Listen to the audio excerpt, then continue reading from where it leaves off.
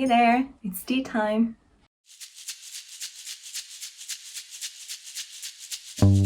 This playlist is dedicated to parents and parents-to-be. Feel free to suggest topics in the comments below. Let's start.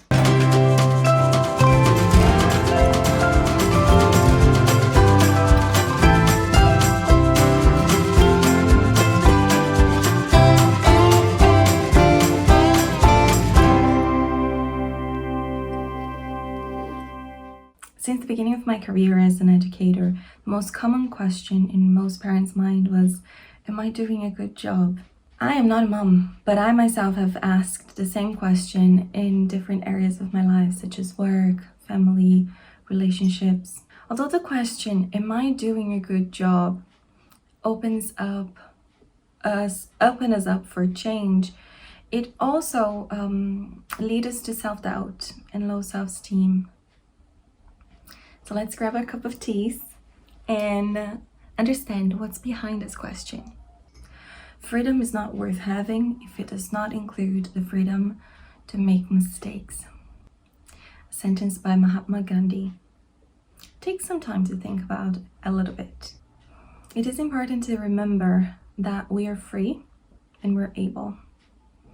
It is important to savor the joy of this truth. We're educated to believe that other people will have the answers for us, and that validation and evaluation of our choices will also come from others. And to an extent, that's true. Specialist opinions, experienced people's advice, feedback can be very helpful. But the ultimate people that actually matter are the ones involved in the relationship, and in this case, you and your child. So there is no recipe for parenting, for teaching, for anything, because every person is a unique universe. Something that might help is to write down your doubts about your parenting today. So make a list, write them all down, and be honest. You don't have to show the list to anybody, but being able to name your doubts and fears and read it will help you get a more realistic understanding of this uncomfortable feeling. What is this all about? Now take a few deep breaths and then rank these doubts, being 1, the most scary and urgent, and then decreasing in importance as the number grows bigger. 1, the most important, and the least important, the biggest number.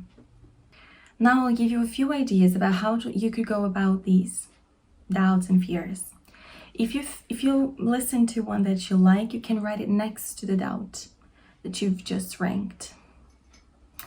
One thing you could do is bring the topic to therapy. By bringing parenting doubts to therapy, first you get a professional perspective on the matter. And you also get to observe how it can be an echo from your past experiences. This isn't a quick fix, but it will improve your relationship with your child as well as your relationship with yourself. It's worth giving it a shot. Second suggestion. Develop a learner's mind. It isn't because you are the adult, the responsible one, that you have all the answers. You don't. Nobody does. Even parents in their second or third child find themselves without a clear solution for problems. For the simple fact that every child is unique, so the parenting relationship also is unique. So taking courses, being on parenting clubs, doing research, learning about different styles of education is very helpful. It will open yourself to learning, not only give you the tools to make better choices, but it also allows you to approach parenting from a more creative and less judgmental perspective. 3. Create a support network. A support network can be created with professionals, such as doctors, teachers, therapists, But it can also be done with relatives, friends, neighbors, people that you trust. It is important to remember that parenting is difficult enough if you have a strong supporting network. Without it, it can be devastating. Asking for help and accepting it is key to dealing with difficult situations and making difficult choices too. Being vulnerable is not comfortable to anyone, and it takes practice, but pretending you do not need help is not sustainable. Most issues, being them mental, emotional, developmental, they're more easily fixed if tackled in an early stage, both issues related to your child or to you. And most countries will have free services or NGOs, community centers, universities that can help you with several issues too. So don't be afraid to ask for help. 4, keep listening. The word parenting may sound like a job, a responsibility and a duty, and in many ways it is, but it's also a relationship. And like every relationship, communication is key. There are many ways we can better communicate, and in each developmental stage of a child, this communication will also look different. Advances in neuroeducation have shown us how to better communicate with the children in different ages and how to manage our expectations more realistically. Active listening is also an important aspect of any healthy relationship. Maybe your child has the answer that you've been struggling with. What if instead of just being worried about providing for your family, you also put some energy into building a real and meaningful connection with your child?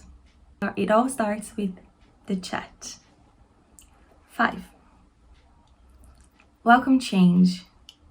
Life is change. Once we accept that, a lot of the struggles dissolve away. Oh, it's changing all the time. Your child, your surroundings, and yourself.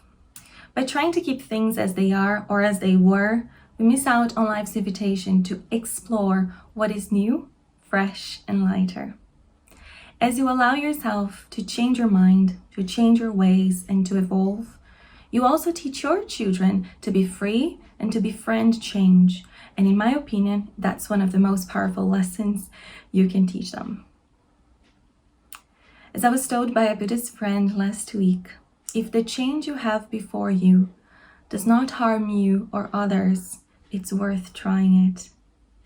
6, be mindful and make space for joy. Being mindful of your actions allow for something magical to happen.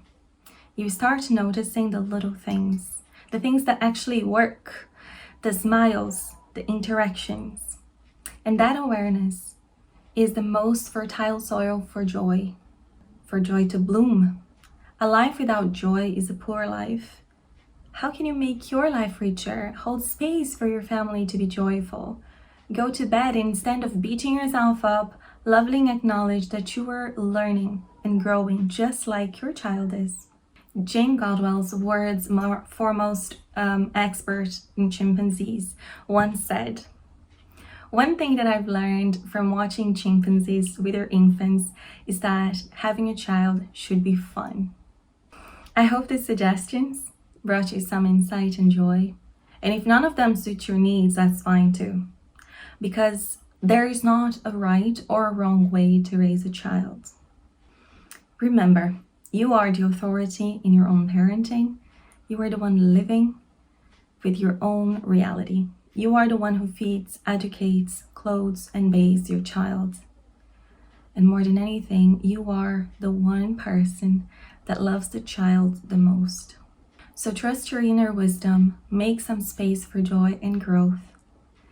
If there is love, respect, self-awareness, and openness to change, you are on the right direction.